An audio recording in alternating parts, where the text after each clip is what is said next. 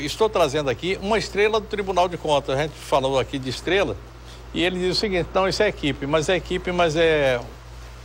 No dia que o conselheiro Edilson assumiu a presidência do TCE, aconteceram algumas mudanças que já vinham ocorrendo.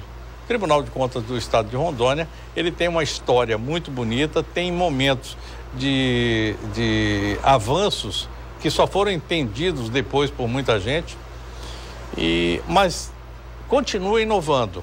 Eu recebo aqui Edilson Souza Silva, funcionário daqui do estado de Rondônia já de muito tempo. Eu cheguei aqui, ele já estava no governo, rodando aí para um lado, para outro. Desde a criação do estado. Desde a criação do estado. Desde 1980. Você viu a criação? Eu vi a criação do estado. Você é daqui, né? Não. Não? Eu nasci no Maranhão, fui criado em Brasília. E aí vim para cá logo na criação, no finalzinho do território para a criação do estado. Eu estava presente na instalação do estado. Olha que coisa, quer dizer, você também esteve aqui presente na criação da Assembleia Legislativa, né, em 6 de agosto de 1983 se instalou. Sim. Presidente no Cláudio Coutinho. Cláudio Coutinho. O primeiro presidente foi o desembargador Darwish. Isso. E desde aquela época... Só para instalação. Em seguida passou para o José de Abreu Bianco, deputado estadual mais votado, assumiu a presidência. É verdade, que depois veio a ser o...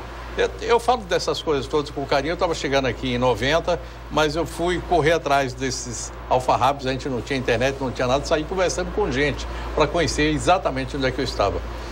Bom, e vi aí a criação dos poderes, órgãos, né? E a gente tem uma história aqui. Tem. Mas, Léo, primeiro... Agradeço a você a oportunidade de estar aqui presente, a esse programa de grande audiência aqui, que é o seu programa, Léo Ladeia, né? Onde quer que você vá, parece que você arrasta aí pela sua credibilidade. Obrigado. Uma audiência fenomenal. Eu sempre assisto todas as noites o seu programa. E também agradecer ao ouvinte por esse momento que nos dá de estar aqui presente. Mas eu quero dizer a você que a gente conhece, eu nasci no Maranhão, não fui criado lá, fui criado em Brasília, mas meu coração é rondoniense.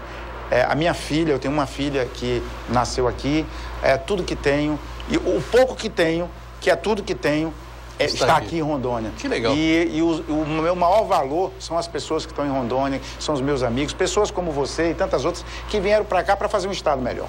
É verdade, Edilson, eu estou aqui há 30 anos e o pessoal está me perguntando hoje, você é um baiano ou um rondoniense? O Pianta estava perguntando. Eu disse, Pianta, eu estou aqui há tanto tempo, eu nunca morei num lugar mais do que, tanto quanto eu morei aqui. Eu sou baiano de nascimento, mas é o seguinte, eu morei lá 17 anos, 30 estão aqui, eu tenho 69 anos, imagina aí, o resto foi andando para um lado para o outro, eu cheguei aqui, apoitei, joguei minha apoita aqui no Rio e fui ficando, né? Eu digo uma coisa, eu aprendi uma coisa com o Coronel Jorge Teixeira. Toda vez, ele tinha um pedido, onde eu tiver, qualquer solenidade, qualquer ato, eu quero que toque antes o hino de Rondônia. Não precisa ninguém estar... perfilado, nada. Eu quero que toque o hino de Rondônia. E logo após a Assembleia, quando começou a ser instalada, antes da sessão, tocava o hino de Rondônia. Nem sei se isso ocorre hoje. Então, chegava no horário, botava o hino de Rondônia. Eu quero dizer a você, Léo, o amor que eu tenho tanto por essa terra, que todas as vezes que eu ouço o hino de Rondônia, eu me emociono. Eu me emociono porque ele transfere, assim, as belezas da nossa terra, as riquezas, o tratamento caloroso, amoroso, que quem é rondoniense e rondoniano tem. Ninguém mais tem. E as pessoas, quando vêm de fora para cá, né? Olha, nossa, o pessoal aqui recebe bem, que hino maravilhoso, que coisa. E eu luto sempre por isso. No tribunal, eu gosto sempre das nossas festividades ou das nossas solenidades. Sempre o hino de Rondônia tem que tocar. Não tem jeito de tirar o hino nacional, somos todos brasileiros. Mas eu amo essa terra. Falam do Pantanal Mato Grossense, né? Que é uma beleza. É porque não conhece o Vale do Guaporé. Eu garanto a você que é muito melhor. A gente tem biomas maiores do que todos eles. Muito. Com certeza. Tudo que existe no Brasil está aqui dentro. Exatamente. Inclusive o povo, né? Tudo miscigenado do jeito que a gente gosta. Exatamente. Aqui nós temos Assembleia Legislativa, Governo do Estado, Ministério Público, tudo isso deu uma contribuição para o resto do Brasil, porque naquela hora que estava nascendo, a gente entregou isso tudo para o Brasil. E o Tribunal de Contas tem esse momento também, desde sua criação, né? Sim, o Tribunal de Contas, como o Poder Judiciário rondoniense, é sempre um expoente no meio nos outros poderes judiciários Brasil afora, tanto que é um poder muito ágil, julga rápido. Quem diz isso não sou eu, não é o Tribunal de Contas, está dizendo é o próprio Conselho Nacional de Justiça, quando ranqueia lá. O Ministério Público do nosso Estado também é referência no combate à corrupção, referente na sua atuação conjunta também. Aliás, fizemos uma parceria extraordinária com o Ministério Público Estadual, atuamos em conjunto até hoje, pontualmente em várias investigações, utilizando a mão de obra estratégica, capacitada do próprio controle externo do nosso tribunal, e temos também uma parceria, cooperação entre Tribunal de Contas, Ministério Público, Tribunal de Justiça, em que nós dividimos o pouco que temos em aquisições, em compra, para que a gente possa ter um ganho de escala. Isso já é um exemplo para os outros tribunais Brasil afora, que ficam encantados como a gente trabalha aqui em parceria. Quem divide multiplica, né? Quem divide multiplica. Temos também, vou dar um exemplo para você, nós temos aqui a Lei de Responsabilidade Fiscal. Hoje é conhecida por todos. Estava falando agora há pouco para você. Antes da Lei de Responsabilidade Fiscal, nós tivemos a Lei Camata. Mas antes da Lei Camata, teve uma pessoa do Tribunal de Contas de Rondônia, membro, uma pessoa que é o nosso decano, a quem eu tenho maior admiração e gratidão. Eu o sucedi e ele me entregou. É fácil ser presidente depois dele, que é o conselheiro Euler, José Euler Potiguara Pereira de Mello. Naquela época, como ele também tem formação em engenharia, ele desenvolveu uma metodologia para a aferição do orçamento de Rondônia, do orçamento do Poder Executivo Estadual e Municipal. Por quê? Léo, até então nós tínhamos peças de ficção no Brasil inteiro. Orçamento se estimava ou superestimava uma arrecadação, com arrecadação superestimada, um custo superestimado. E aí virava aquela bola de neve. Não se arrecadava, mas se contraía a despesa. Então, ele desenvolveu uma metodologia para analisar a viabilidade da receita baseada no orçamento. E aí ali ele começou a apontar que ali aquela receita estimada pelo Poder Executivo Estadual ou pelas prefeituras, elas não eram consentâneas com a realidade, ou seja, não iam se realizar, então que adequasse. E aquilo passou a ser uma prática comum. Tanto que quando começou a Lei Camata, o nosso tribunal foi citado no Congresso Nacional e fomos lá apresentar essa metodologia. E eu, naquela época, era um simples funcionário. Sou um simples funcionário até hoje. Eu sou funcionário público, eu estou conselheiro, eu não nasci conselheiro. E eu estou presidente, eu não nasci presidente, estou só no plantão. E eu posso citar a você uma série de práticas, inovações que nós temos. O Opiniaí é uma, em que a sociedade se manifesta quanto à satisfação e insatisfação do serviço que é prestado, inclusive avaliando o Tribunal de Contas, Poder Judiciário, Ministério Público, a polícia, a infraestrutura, a escola. Nós temos um raio-x hoje aí de como está cada uma dessas áreas e encaminhando o gestor. É um senhor programa, viu?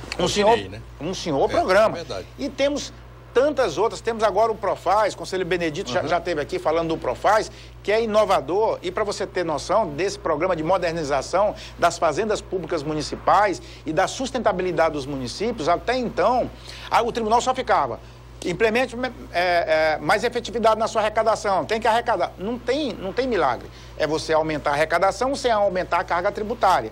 Além disso, reduzir a despesa e aumentar para você ter um equilíbrio fiscal. Feito isso, se pensou nesse programa, que ele não é mais do Tribunal de Contas, ele é do Estado de Rondônia. E conhecendo esse programa, alguns auditores do TCU, que tiveram aqui, auditores federais, ministros do TCU conhecendo, ficaram encantados. Eu tive lá, a convite dele, expondo esse programa, e fomos convidados pelo Ministério da Fazenda. Aqui, né? Nasceu aqui, é de Rondônia, nasceu dentro do Tribunal de Contas. É da equipe dali. Da equipe. Dos técnicos. E eu posso dizer a você e ao povo que nos assiste, com grande alegria e satisfação, o Tribunal de Contas, dentre 10 órgãos no Brasil, foi escolhido pela OCDE para fazer parte, em razão deste programa, de políticas multiníveis, envolvendo as 3 esferas de governo, porque, na verdade, a gente pegou, nós não estamos gastando a mais, nós pegamos recursos que o Tribunal de Contas pode ter, que os municípios podem ter, o Estado pode ter, o governo federal, e alinhamos toda ela, convergimos para alcançar a melhor efetividade. Pra você ter noção, tem municípios do Estado de Rondônia que tem o Código Tributário da época do Coronel Jorge Teixeira. Então, nós tivemos que começar a fazer com eles. Condenar por condenar ou só condenar não nos dá prazer a ninguém. Então, nós passamos a fazer com eles. E, para não me alongar mais, eu posso falar aqui 10 horas desse programa, mas não vai dar. O tempo é curto. Mas só te dizer, vários municípios que tinham dificuldade em arrecadação, tipo IPTU, Jaru, por exemplo, arrecadava 900 mil de IPTU por ano. Hoje está arrecadando 5 milhões. Olha que crescimento. Porto Velho precisa entrar nisso, né? Porto Velho já está entrando também, todos os municípios. Infelizmente, aqui e acolá, um ou outro ainda está tendo dificuldade, mas os que estão entrando, todos os prefeitos já falam muito bem. Os resultados são promissores. Uma boa prática também, que está indo agora para o Brasil, o Ministério da Fazenda vai nivelar ele a nível nacional para os outros municípios. Nilson Souza Silva, conselheiro presidente do Tribunal de Contas do Estado de Rondônia, é o meu convidado de hoje. Eu deixei um tema aqui para a gente falar a respeito, foi aquele momento em que vocês fizeram algo que não tinha acontecido ainda. Eu ouvia falar, eu tenho um querido amigo que já não está mais dentro do tribunal, o Jair, que ele me falava, olha, estou indo para o interior, a gente está fazendo lá, levando cursos, mostrando para o pessoal como é que faz isso. Então o tribunal já vinha trabalhando com essa coisa de se antecipar os fatos, né? Trabalhar prioristicamente com relação ao funcionamento da máquina. Mas o que vocês fizeram aqui agora, parabéns, parabéns, eu gostei muito. Assim, Léo, o tribunal tem duas frentes e o retrato, a foto dele, as balizas da Constituição para ele ele atua na área repressiva, ele conhece as irregularidades, ele julga e ele aplica a punição. E na outra frente, que eu julgo a mais importante, é a prevenção. Não adianta, hoje no Brasil você condena, você recupera muito pouco. Inclusive nós estamos trazendo aqui em parceria com o Tribunal de Justiça e o Ministério Público, o Procurador da República, Deltan Dellanol, estamos iniciando um curso de pós-graduação especializado para o combate à corrupção e a recuperação de ativos. O mesmo que fez lá o pessoal da Lava Jato. Isso, dia 21 agora, sábado, às 19 horas. Às 19 horas, lá no teatro. Tá? Então, eu já avisei isso aqui 10 vezes. Fica avisado mais uma vez aí. Isso. Então, assim, e eu entendi, e os nossos colegas do tribunal, os conselheiros, entendemos o seguinte, nós temos que atuar na prevenção. Depois do leite derramado, é difícil. Então, o que nós resolvemos fazer? Capacitar os jurisdicionados, o servidor público, o prefeito, o secretário, o vereador, os parlamentares, para que eles conheçam o que é um ato administrativo, o que é a administração pública, para que eles possam desempenhar da melhor forma, porque tão grave quanto a corrupção é o desperdício, é a má aplicação do recurso. Ela é muito mais grave. Talvez seja maior, né? Sim, com certeza ela é muito mais grave. Então, o que o tribunal vem fazendo, desde a gestão do conselheiro Euler, nas outras gestões também, mas intensificamos mais, não porque o Edilson quis, não foi o Edilson, é o Conselho Superior de Administração, composto por todos os conselheiros, que determinou que nós deveríamos intensificar isso. Então, só para você ter noção, no ano passado nós capacitamos mais de 15 mil gestores. Capacitando. Agora, o problema é o rodízio disso. O cara tá bom e tira, por questões políticas ou outras. E aí o tribunal não pode interferir nisso. Bem, chegamos ao ponto, e aí nós estamos avaliando o resultado dessas capacitações. Aqueles equívocos, aqueles erros, eles estão sendo amenizados, eles estão sendo corrigidos com o tempo. Porque não pode errar sempre da mesma forma, né? Exatamente. Outra coisa, olha, eu te capacitei. Agora, quando eu estiver te julgando, isso também vai pegar, vai agravar a sua pena, porque você sabe, você foi capacitado pelo Tribunal de Contas. Bem, mas eu comecei a observar, Léo, o Estado de Rondônia, dado, e eu quero dizer aqui, a atuação firme dos poderes, incluído o Poder Executivo, e principalmente o Tribunal de Contas, que é o guardião do equilíbrio fiscal. A Lei de Responsabilidade Fiscal atribuiu ao Tribunal de Contas ser ele o guardião da Lei de Responsabilidade do equilíbrio fiscal. Então, a nós compete manter esse equilíbrio. Ora, se nós temos um Estado desequilibrado, tenha certeza que a culpa também é do Tribunal de Contas. Ele deve pagar isso também, porque ele é omisso. Aqui no Estado nós temos sido intransigentes, nós não abrimos mão e não vamos abrir mão, não vamos tergiversar com isso. Doa quem doer. O Estado precisa estar equilibrado. Estado equilibrado significa pagamento de servidor em dias, pagamento de fornecedor em dias, desenvolvimento, obra e a prestação de serviço com qualidade. E isso não tem nada a ver com a vontade política do governante. Não tem nada a ver. Isso é obrigação, né? Não tem, que é obrigação dele fazer e mantendo o equilíbrio. E aí nós começamos a ver aí um pré-debate eleitoral, já os pré-candidatos falando em algumas coisas que ele ficou, peraí, estamos preocupados. Começamos a ver aí vários candidatos falando em reduzir a alíquota de óleo diesel, a alíquota de combustível, a alíquota de ICMS. Eu falei, eles desconhecem a situação do Estado. A situação do Estado, ele hoje está arrecadando e está pagando. Mas um descuido qualquer, ele começa a não pagar. É contando moedas, né? Sempre. Contando moedas sempre. E aí você tem que ter um planejamento extremamente eficiente. O tribunal está ajudando nisso também. E aí, nessa parte pedagógica, a gente orienta. Na parte repressiva, a gente julga e aplica as penas. Então, o que nós decidimos? Eu falei, rapaz, eu vou convidar aqui todos os candidatos. E foram todos, né? Todos, sem exceção. Vou convidar a imprensa, que é a porta-voz do povo. A imprensa é o ouvido do povo e é o ouvido e a voz da sociedade também. Para que ela conheça e ela possa explorar isso nos debates políticos e a sociedade possa cobrar dos candidatos e dizer assim, ó, não me prometa isso, você não vai poder me entregar. Por exemplo, a despesa com o pessoal do Estado, embora não tenha aumento, ela é crescente, porque ela tem um crescimento vegetativo. O que é o crescimento vegetativo? Há mecanismo na lei que diz que a cada ano de serviço ele ganha uma gratificação, produtividade, vai. Então, todo ano, todo mês, toda, né? Quinquênio, anuênio, todas essas coisas elevam o valor da folha, que pode desequilibrar. Por outro lado, nós temos também uma grave crise que abala o mundo, não é só o Brasil, não é só Rondônia, que é a crise previdenciária. O Hyperon é uma questão de tempo, ele está para explodir. E o servidor público, os sindicatos, eu faço um apelo aos sindicatos aqui, não vamos discutir, porque a gente diz, olha, essa a situação do Hyperon. Aí vem um outro, não é bem assim. Como não é bem assim? Quem é o órgão que conhece e tem que dizer se está correto ou não? É quem está com a chave do cofre, né? Quem está aí, a gente está ali fiscalizando, a gente está mostrando. Então, convidamos os candidatos para ir lá conhecer, desde a arrecadação, o que o Estado arrecada, como é composta a arrecadação do Estado, qual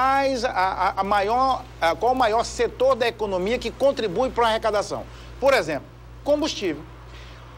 Da nossa receita entre transferência da União, FPE, e o que se arrecada aqui no Estado, né? Hoje nós estamos com um de 55%, que é receita própria. O resto é transferência.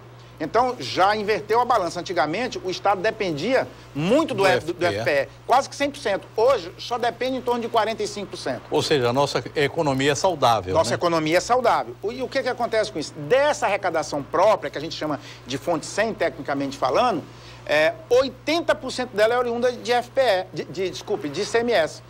E desse ICMS, qual é o setor que mais contribui para a arrecadação de ICMS? Combustível. Combustível com 30%. É considerável. Quando você reduz, e nós temos de uma arrecadação de 2017, se não me falha a memória, de 7,1 bilhão, e agora vai ser 7,7 bilhões, que a gente acha que 2018 não fecha essa arrecadação, ela é otimista demais, tá? E para o ano de 2019, que é o primeiro ano do governador eleito, uma previsão de 8,2 bilhões, que nós também estamos entendendo que ela não vai se realizar, tá certo? Em função de tudo aquilo que está ocorrendo agora? Em função de tudo isso, esse cenário todo, nós temos uma despesa crescente, né? Uma arrecadação que não cresce como deveria. Teve o boom das usinas aí, que tinha uma arrecadação, um crescimento de quase 20%, quando o Brasil todo estava enfrentando dificuldade, mas isso foi sazonal, passou. Ela só traz um viés de queda e, às vezes, uma sazonalidade tímida de crescimento.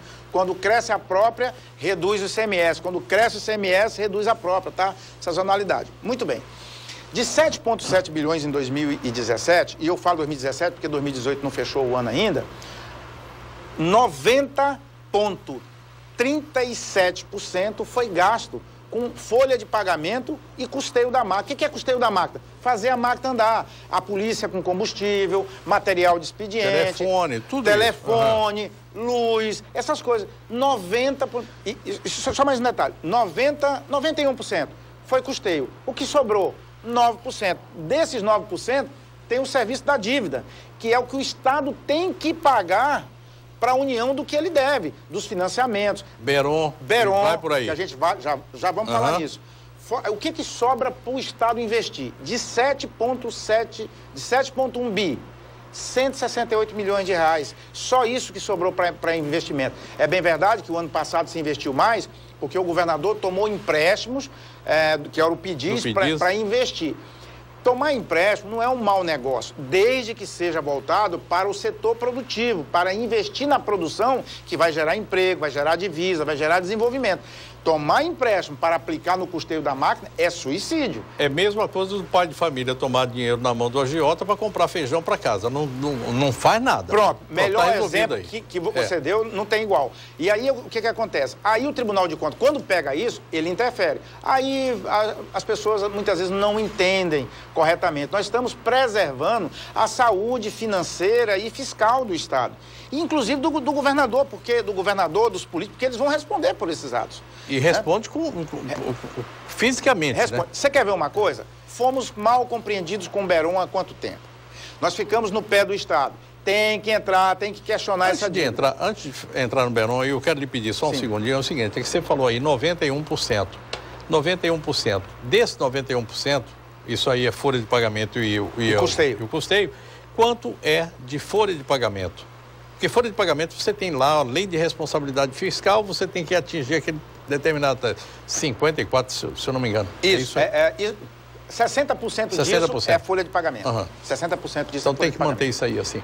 Vamos lá para o Beron, porque esse Beron me interessa aí muito. Bem, mas antes eu queria falar mais uma coisa. Eu preciso falar a respeito de um mito que existe no Brasil. A polícia prende e a justiça solta.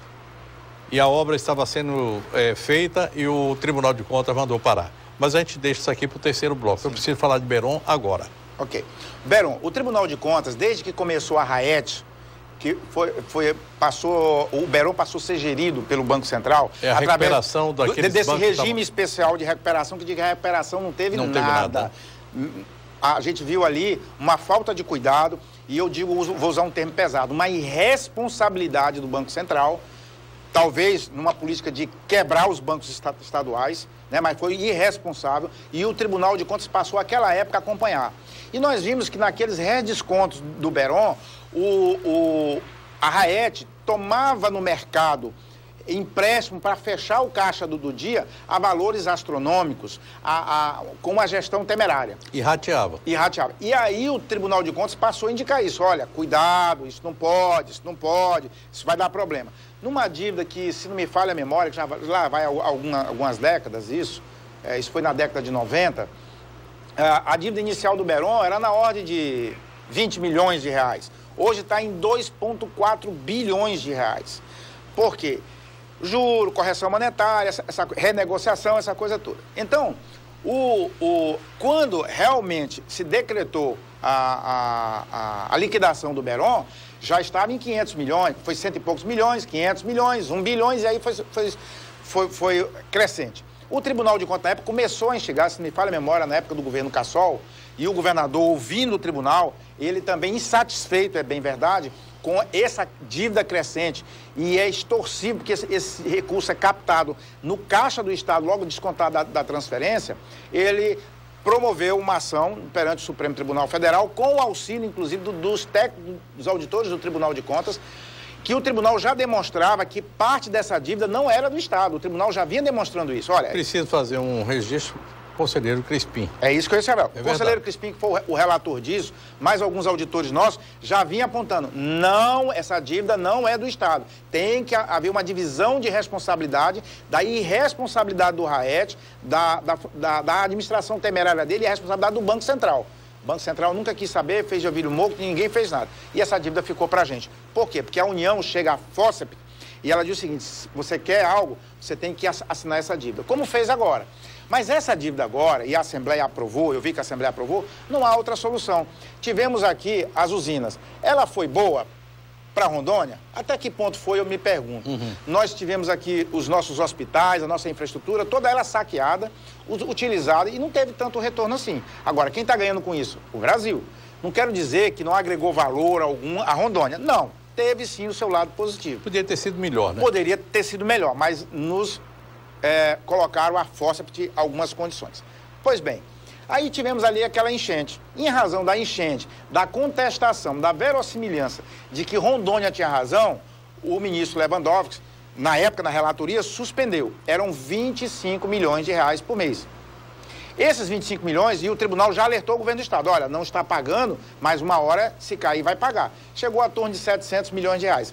E aí eu avisei aos candidatos a governador, a qualquer hora isso pode cair. Por incrível que pareça, 3 dias depois, caiu. Parece que o ministro Fachin me ouviu, né? para triste sorte nossa, né? Então, o que acontece? Não existe almoço de graça, Não né? existe almoço de graça. Tinha que pagar. O que acontece? Com essa renegociação da dívida do Beron, que está em 2,4 bi, se julgar procedente o Supremo, isso vem pela metade. O que era antes 25 milhões de reais pago por mês e suspenso desde 2014, que está em ordem de 700 milhões de reais, caiu, o Estado tem que pagar toda uma vez. Se o Estado pagar toda uma vez, ele não tem dinheiro para isso, não tem como pagar servidor, não tem como pagar fornecedor, o desequilíbrio fiscal está instalado e vira o caos. E agora o que aconteceu? Com essa renegociação, essa parcela de 25 cai para 11 milhões, que se julgar procedente vai cair para 5 milhões e a dívida, que é de 2,4 bi que resta, vai cair para 1 bilhão e 200 milhões de reais. Boa noite, doutor Amadeu. A gente acabou de falar de você aqui agora. Amadeu, o Colorado, gente fina, vivente. Colorado com a mãe gremista. Vê se pode um indivíduo desse, pelo amor de Deus. Bate. Bom, eu estou conversando com o Edilson Souza Silva, ele é o presidente do TCE. No bloco anterior, a gente deixou um ponto. Por que o TCE manda parar uma obra? Pelo amor de Deus, a gente já viu que isso não funciona. Mas isso é mito ou isso é alguma coisa que é mito ou é verdade? É fake ou não é fake? Antes disso, eu quero mostrar aquele aplicativo que eu disse que ia trazer aí para vocês. É esse aqui, ó. Estou no controle, eu uso, eu apoio. Foi uma das coisas mais inteligentes, porque é simples, fácil e que todo mundo pode baixar no seu aplicativo. Você quer saber como é que andam as contas do seu estado, do seu município? Está aqui, ó, da sua cidade, está tudo aqui. Pega esse aí, ó, tô no controle. É exatamente isso aqui. Eu já trouxe aqui o Massoud, o turquinho. Eu trouxe aqui, ele mostrou como é que era, mas já tá aí, tá todo mundo. É somente baixar lá, não é isso, Ocampo?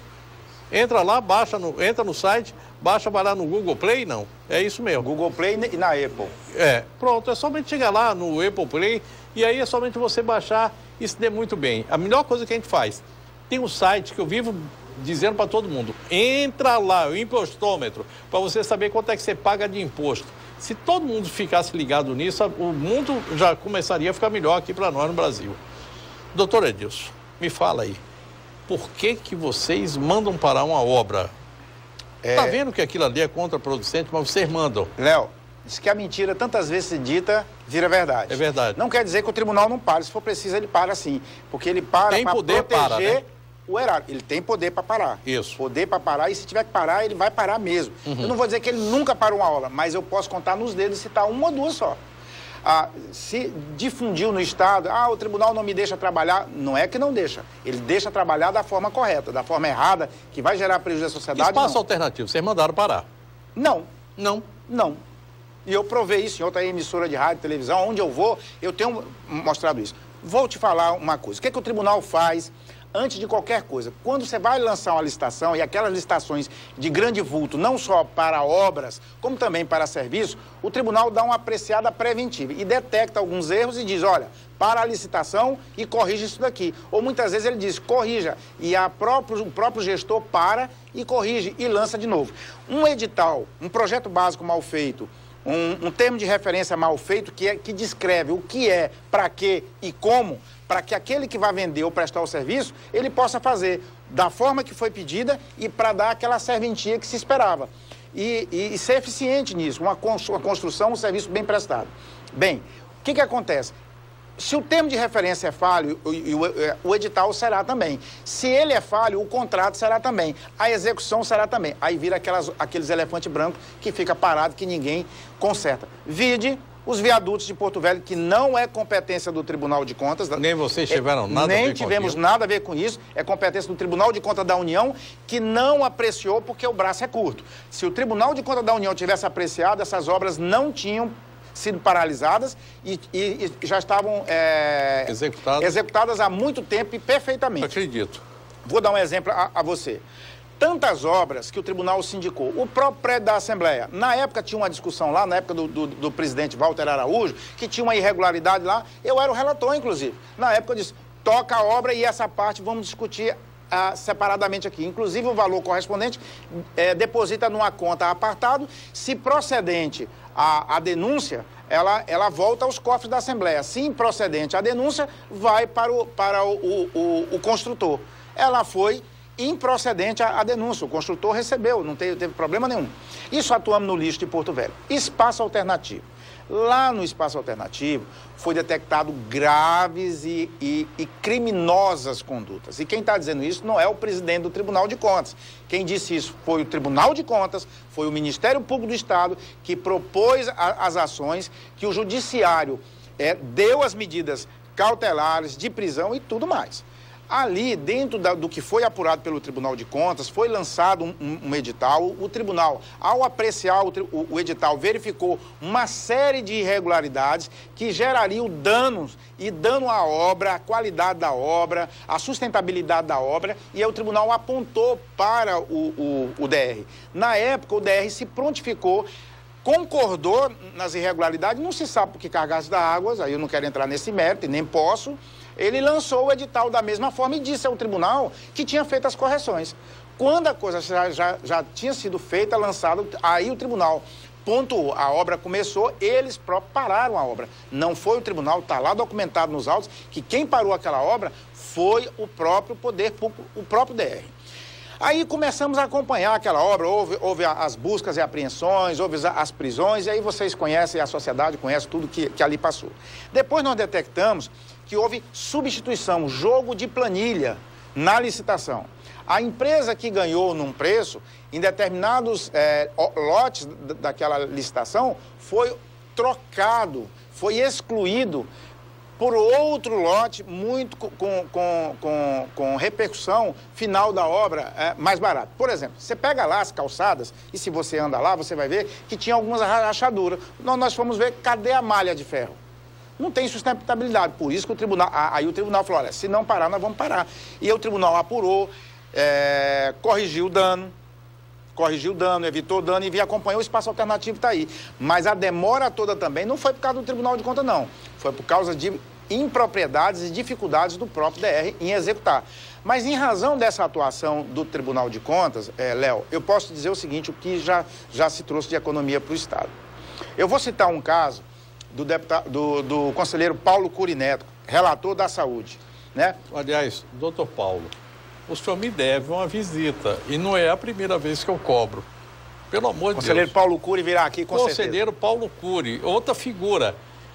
Ex-governador Oswaldo Piana. Eu já tentei de tudo. Vou aproveitar aqui, porque você trabalhou com ele, o doutor Oswaldo Piana. Eu preciso trazer o senhor aqui, porque o senhor tem uma marca indelével nesse estado. O senhor é o homem do linhão daqui de Porto Velho, Agir Paraná. Pelo amor de Deus, a gente precisa falar disso. É história. Sim, então, Léo, só para te explicar. Vou dar 2 exemplos apenas. Oxigênio e lixo hospitalar. Se desligar o oxigênio, morre aqueles que dependem do oxigênio nos hospitais. O senhor Paulo deixou tocar a licitação e aí ele foi acompanhar a execução do contrato.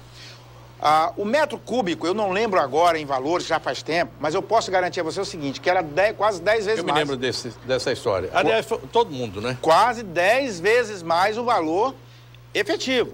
Hoje foi licitado, com acompanhamento do Tribunal de Contas, isso reduziu quase 10 vezes o valor. Lixo hospitalar. O lixo recolhido nas nossas casas, o preço da tonelagem, do quilo, é diferente do lixo hospitalar. Lá merece um tratamento diferenciado. Então, aquele lixo que é contaminado, seringa, remédio, ele deve ser apartado do lixo comum. O Tribunal de Contas, verificando a má execução do contrato, por má execução na licitação, por má elaboração do termo de referência, eles estavam juntando tudo isso, pesando, molhado, e o Estado pagava um absurdo de lixo. Eu não lembro os valores agora, sinceramente, é muita coisa, é muita informação, não dá para lembrar. Mas eu garanto a você que passou mais de 10 vezes o valor da economia por quilo. Por quilo. O conselheiro Paulo atuou, o conselheiro Wilber atuou bastante em outros processos, atuou o conselheiro Benedito Antônio Alves, o conselheiro Crispim, todos nós temos atuando aí com uma série de ações que trouxe economia. Só no lixo de Porto Velho, eu fui o relator, isso saiu aí para todo o estado ver, teve operação, teve tudo, nós economizamos naquela época quase R$1 bilhão, já faz muito tempo. Então, se você pegar o orçamento do Tribunal de Contas, o que ele gera de economia preventivamente dá 10, 20, 30, 50 vezes o nosso orçamento. Então, o Tribunal de Contas não para a obra. O espaço alternativo, ele pararia. Se o gestor não parasse, continuasse, ele pararia. Mas não fomos nós que paramos. eu peguei um levantamento, mandei fazer um levantamento no estado todo, qual a obra que o tribunal parou. Nenhuma. Não teve nenhuma obra parada. Agora, licitação, a gente manda parar a licitação para corrigir. É melhor parar a licitação do que parar a obra. Parar a licitação, prevenir, né? Prevenir, corrigir o que tem que ser corrigido, o projeto básico, o edital e o contrato, para que aquela obra, para que aquele serviço seja bem executado, os preços sejam adequados ao preço de mercado. Me permita dar mais um exemplo? O euro. Eu estava com ele aqui na ponta. O euro. O próprio euro foi encaminhado ao tribunal. O tribunal, quando olhou, falou, mas primeiro, esse projeto está incompleto. 10, 12 pranchas está incompleto. Como é que vocês vão licitar só com esse projeto inacabado? Está equivocado. O tribunal apontou os equívocos, suspendeu a licitação e apontou os equívocos. Eles foram corrigir e gerou uma economia, e se não me falha a memória, na ordem de 9 a 12 milhões de reais, só no projeto. Depois, aí alguém pode dizer, não, mas ele aumentou. A imprensa foi lá e falou, não aumentou. Quando ele viu que o projeto estava mal executado, ou seja, não executaram nem aquilo que havia necessidade, aí eles adicionaram mais obras ao projeto. Portanto, ele cresceu, mas houve, se você pegar o projeto como um todo, e as especificações dele... Não há aditivo, né? Não há aditivo. É um outro projeto. Exatamente. Soma, né? Ele ia lançar um projeto mal elaborado, ia ter problema de estrutura, porque, só para você ter noção, tinha lá uma plataforma bem extensa, quase que do tamanho do Cláudio Coutinho, que era previsto no projeto, era uma laje pré-moldada. Ela ia desabar. Se construísse daquele jeito, ela iria desabar. O tribunal apontou. Aí eles detectaram isso, corrigiram. Então, veja, o preço estava inadequado para essa laje e ela não teria sustentabilidade, ela iria desabar. Foi feita a correção pelo euro. Depois eles não levaram à frente. Por que não levaram? Não foi posição do tribunal, foi o governo que achou que não devia mais fazer, por alguma outra razão, repassou o recurso para os municípios, não teve nada a ver com o Tribunal de Contas. Mas nós vimos, para você ver o prejuízo, nós íamos ter no euro, na versão do primeiro projeto, eu não tenho medo de afirmar, e nem dúvida, nós íamos ter um elefante branco. Embora a intenção fosse boa. Doutor Edilson, eu não uso, porque eu não gosto, mas não tenho outra coisa a fazer. Considerações finais, 1 minuto. Quero lhe agradecer a você e essa imensa massa da nossa população e ouvintes que te assistem. Você tem uma audiência extraordinária, eu sempre assisto seu programa. E dizer o seguinte, Léo, assim como dizem que a polícia prende e o judiciário solta, que não é verdade, quem prende e solta é o judiciário. A polícia apenas executa uma ordem judicial. O Tribunal de Contas não manda paralisar a obra, o Tribunal de Contas não é esse vilão. Ele é o guardião do interesse público, o guardião da sociedade, de seus interesses, materializado na boa prestação de serviço público, que nós exigimos uma boa prestação de serviço público, uma boa qualidade da aquisição e da edificação das obras e o guardião do equilíbrio fiscal para que o servidor público tenha a sua remuneração em dia, o fornecedor receba em dia e a sociedade tenha toda uma prestação de serviço. E da imprensa, nós temos um repositório, temos lá uma gama de informação que é importante que a imprensa conheça para que ela divulgue, como fizemos com os candidatos a governador, para enriquecer o debate, para que candidato a governador, não faça promessa que ele não possa cumprir. E a imprensa conhece agora a realidade do Estado. Obrigado, doutor Edilson. Muito obrigado, um grande abraço. Foi uma honra ter falado com o senhor. Leve aos funcionários, a todo o corpo lá do nosso Tribunal de Contas do Estado de Rondônia, o nosso abraço e o nosso respeito. Muito obrigado. Amanhã às 8h30 a gente está aqui novamente para mais programa Léo Ladeu. Desejo a todos boa noite, bom sono e bons sonhos. Fiquem com Deus. Tchau, tchau.